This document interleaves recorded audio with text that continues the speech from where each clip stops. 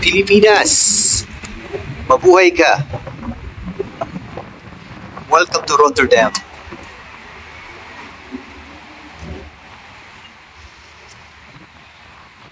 Yes, mga friendship.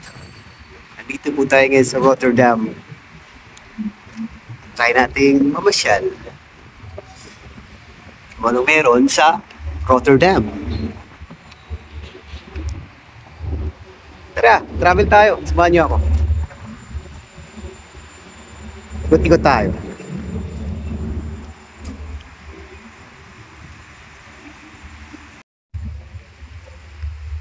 Magandang umaga po sa inyo lahat. Ito po ako ngayon sa Rotterdam at mag-ikot. Ako'y lalabas. First time. And as you can see, ito po yung bungad ng port nila. Ito yung barko na nagtatrabaho ko. Ito po yung sikat nila na dam. Kaya po sila tinatawag na Rotterdam kasi ito po yung dam at Rotter yung place nila. Kaya pinaghalong Rotterdam. Ayan. Masyadong makulay pagdating mo sa bungad ng port nila. At, masaya ang tingnan. Pero makaunti lang yung tao. Sa bagay, ganito naman talaga sa Europe. Hindi masyadong crowded. Ito yung pinaka-prominent city nila, pero hindi crowded.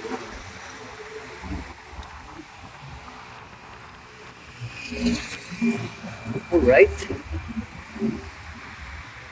Mag-ikot-ikot tayo. Saan tayo? Dito tayo. So, maglalakad.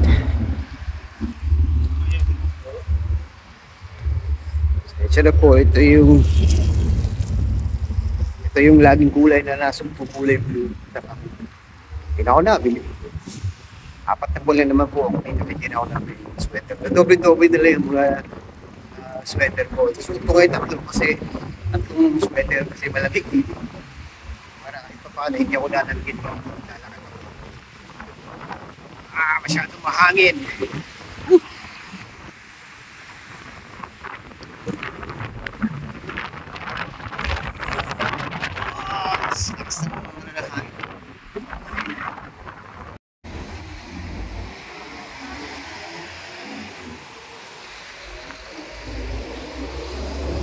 Public areas sila is very well taken care of. Nakikita din dito, wala masyadong kalat na basura. Bakit? Compared sa atin talagang basura kahit saan. Sige, dito naman mga cruise ships. Tapos nasa gilid ako ng port yan at the moment. Ayan o. Paano lumalabas yung sinaring araw?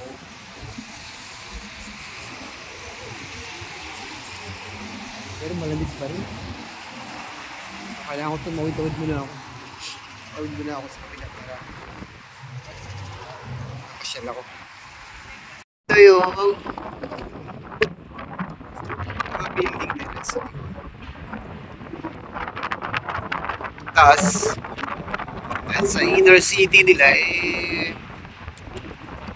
meron din maliit na barko papasok.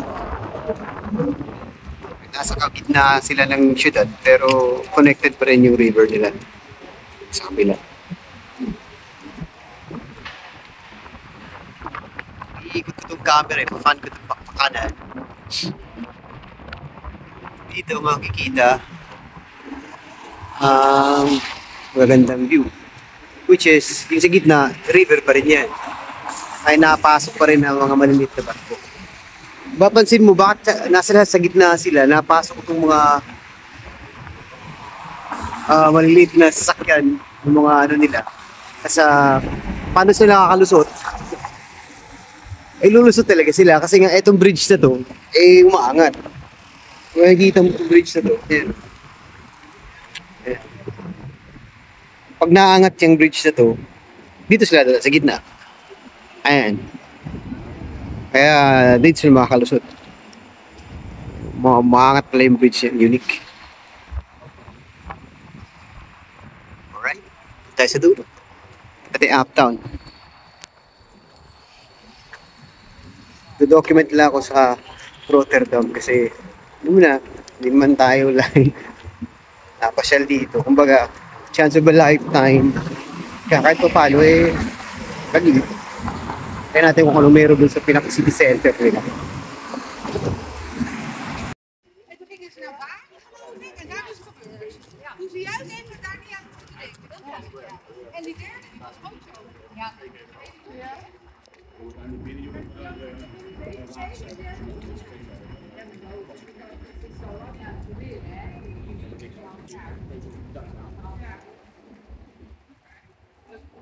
Just walking and walking and walking.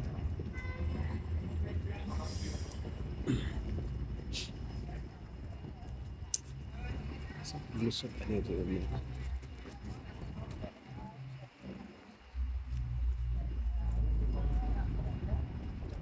Kaya ako lang.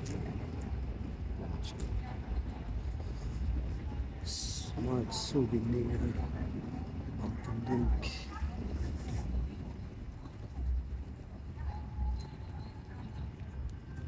Ang kita sa Superbook.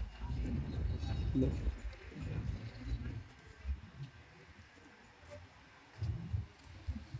So nice.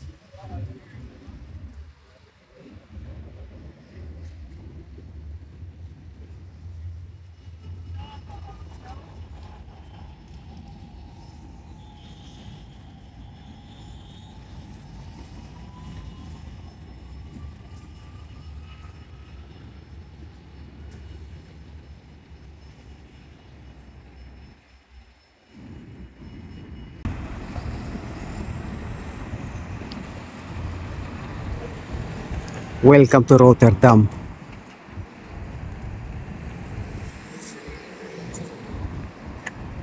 Ganda ng syudad nila. Man, kira mo. May napasok na barko sa loob ng city. Saan kaya ito lumusot? Again?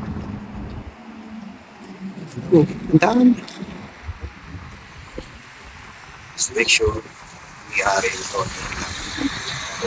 And everything's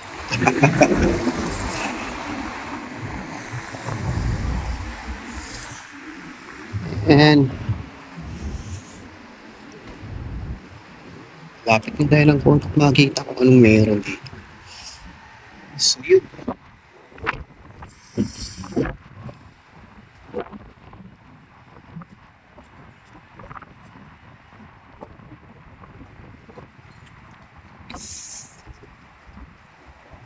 Paano ko ito sa likuran? Ano klaseng yan eh? Parang barkong karaan ba no? Floating hotel nila dun siguro. Actually, yung mga structures ng ano nila. Parang nasa Marikina. O parang nasa China ano. Mga gargoyles na. Yung mga gargoyles. Natin yung mga gargoyles nila.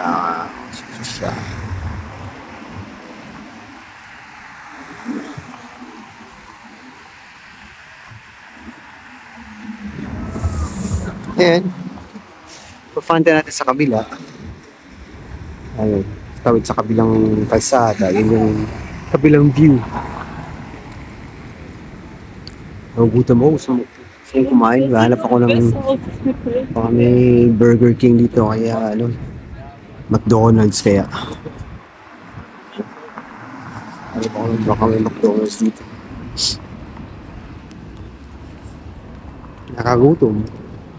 Nakakagutom mag-ikot. May isang oras at kalahati pa ako mag-ikot para bago bumalik sa duty. Alas 4 ang duty ko.